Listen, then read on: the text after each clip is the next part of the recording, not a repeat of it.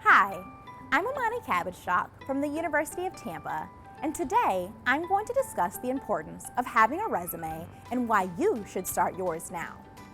I'm originally from Baltimore, Maryland, and I crafted my first resume when I was in high school. Having a resume can serve many purposes. First, you can use it while applying for jobs. Second, you can use it for recommendation letters by providing it to teachers or counselors, as it gives them a nice reminder of your interests, hard work, and accomplishments. Third, it's also useful in the college application process, as it lets you paint a picture of yourself, unlike the boxes provided on a college application.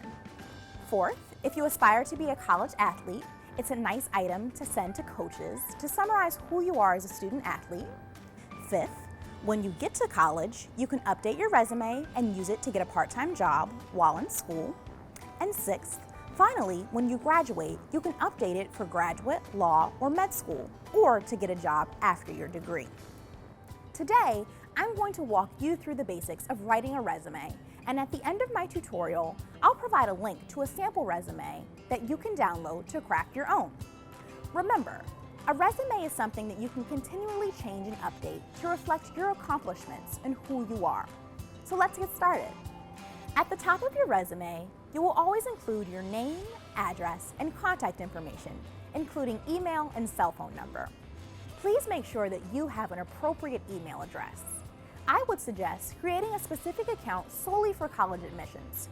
You'll be receiving a lot of emails throughout the process, and you don't want them to get lost.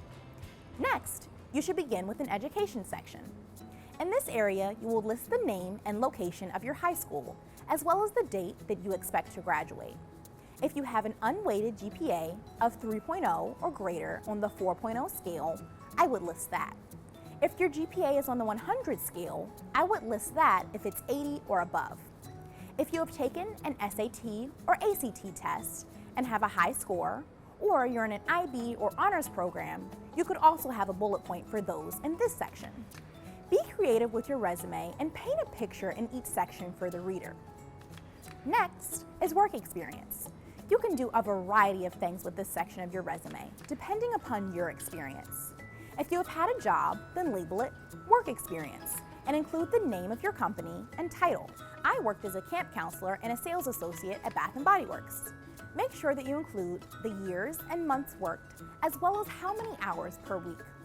Focus on accomplishments and the variety of responsibilities if possible, versus just listing tasks.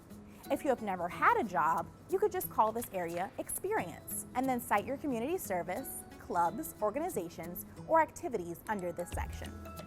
The community service section of your resume is relatively self-explanatory. This is where you should state the organization's name, its mission, or a description of its work, and your role.